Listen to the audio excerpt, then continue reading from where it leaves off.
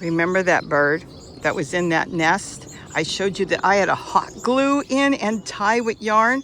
Let's talk about that, and I'll tell you what I've been doing this morning, because I know a lot of you are waiting and I've got a lot going on in the bird garden. Hi, it is Robbie from Southern California, and you know what? I came out here and I decided to take all my walking onions that I had a big clump of and start planting them. And I stuck a couple of these tomatoes in that were sitting in here, but that's another story, because now I can plant in here. Why? I think you've guessed it. Well, I put up a couple weeks ago about this Towhee that came in and built a nest, and I'll show you in a second. She built it right in my tree collard, something we eat, we pick and use every day. But of course, I have a jungle of tree collard, so it doesn't have to be that one, and it was no problem to switch over to another tree collard to eat from. But what happened was, when I was cleaning up the tree collards, and this is what I do with all the green leaves that are turning yellow, I put them in here because I make this. I make soil out of it for free, and it's the richest, best soil. It's not forest matter that a lot of the bag soils say, but it's actually matter from my garden, a mix of leaves, just as nature does. So as I was cleaning up in there, I found a nest tipped on its side with one little blue egg splattered in reddish brown spots. Well, it couldn't stay that way. I assumed that they had just started to lay eggs. And so what I ended up doing, because I know you can help out birds in nature, is I propped the nest up. You can go see the video. And with my hot glue gun and some yarn, I tied it up in there, and it's still there. So we proceeded to all watch it, you, me, and see what happened. But to my surprise, within 2 days, when I went to look, that one little single egg had hatched. Now that kind of threw me, because the California Towhees generally lay 3 to 5 eggs. Now what happened to the eggs? I don't know. I looked all over here. There were no shells. We looked all the way down here and climbed around. There was nothing down there, and we couldn't figure out what happened to the other eggs, unless a snake. You're not coming in the house. That's the last thing you're doing. A rodent, or your scrub jays, your orioles, they'll all steal eggs, and so will ravens and crows. So we didn't know what happened, but there was another thought, that it could be a cowbird that hatched, because their eggs are very similar. And yes, we have cowbirds. Oh, do I have a story on that? We'll get back to that in a minute. So anyways, I fixed the nest up, of course, days before. Baby hatched, and they proceeded to feed it. And we watched it grow. So now that it's been about 11 days, which it was, it's been more than 11 days now, I went back because I had seen it the night before, and there's the picture of it. Pretty big, but keep in mind, Towhees and cowbirds and a few other species of birds, they branch. In other words, they leave really early. They just jump out of the nest and end up in the bushes, and they sit there for mom to feed them. So sometimes when you find a bird and you go, oh my goodness, it fell out of the nest, you gotta know the species, because some of those birds jump out early because it's not safe. Look how open their nests are. A lot of birds, like your wrens, they go into cavities of the trees and they hide, so they're really well protected. But some birds just make a loose nest that's close to the ground, right in the open, which is, oh wait, speaking of nests, we'll talk about that in a minute too. And it's kind of vulnerable to critters to come take their babies. So instead, those babies jump on the ground and they hide in the bushes anywhere, and mom and dad go down and feed them. So as I was saying, I ended up, we all thought we were gonna know maybe whether it was a Towhee or a cowbird, and they're both brown. And I told you right from the start, get-go, we may never know what it really was. So when I went to look, after the next day I'd taken the photos, the nest was empty. And we can take a look at it and see that it is still there. I am starting to clean up my tree. There it is. Looks really good. There's nothing in it. I'm pulling all the brown leaves off and cleaning it up. I'm going to leave the nest because maybe another bird will use it, even though we don't know whether it's a cowbird who lays their eggs in other nests. Sometimes they break all the other eggs when they lay their eggs. They'll make a little crack in them, or they'll take the eggs away and only leave theirs. They do it in a lot of different ways. So we don't know why there was one egg. We don't know 100% if it was a towhee or a cowbird. So anyways, now that the baby's gone, the big dilemma for me was, is the baby still alive? I did see the parents sitting in a tree. And I figured, all right, well, you know, whatever happens, happens. I did my best.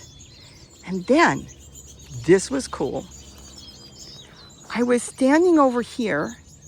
I don't know if you're going to be able to hear it in the video, but I went out the gates. Now, keep in mind, these babies can move. Now, I don't know if the baby, if it was alive, was here. But what was strange is when I went out, the towhees were screaming and getting me to come over. But what else was screaming were 2 cowbirds. Now, I don't know if they protect the nest in which they've laid their eggs, because they lay their eggs in all kinds of different nests, including orioles. I really don't know. But they dragged me over there and then they took off. So I thought, that's strange. The cowbirds don't want me in this vicinity, and neither do the 2 towhees. All right, so that day went by, no big deal. It could have been nothing. And then I was walking in here. When I came to here, there was a towhee in front of me.